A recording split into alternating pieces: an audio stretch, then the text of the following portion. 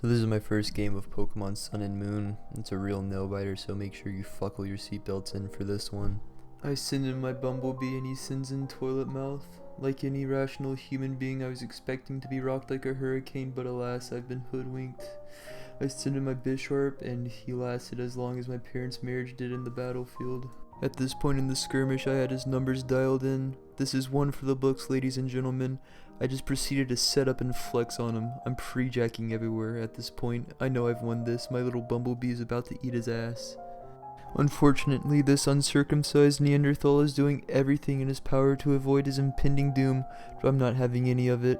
I'm like a cheetah hunting down its prey. I'm so focused at this point, not even Jacob Sartorius' boyish charm can distract little old me. But then the most unthinkable thing happens known to mankind. You could have convinced me to fuck a vajankle before convincing me that this atrocity would unfold. Just take a gander at this load of hogwash.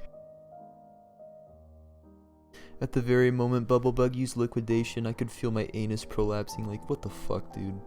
This made me angrier than a mosquito in a mannequin factory. I finally decease Bubblebug, but in comes Douche Tits McGee once again, so I go into Lottie and just eat that scald like it was for breakfast.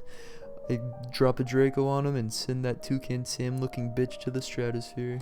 At this point into the match, I'm completely lost. Every move I make seems as meaningless as life itself, but eventually I see the light. My Electrode can shit down his dick hole. I send that goober out, and Alex decides to castrate me with a soup ladle.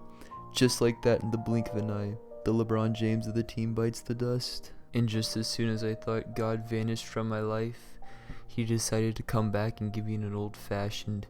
He made that seahorse forget his spectacles.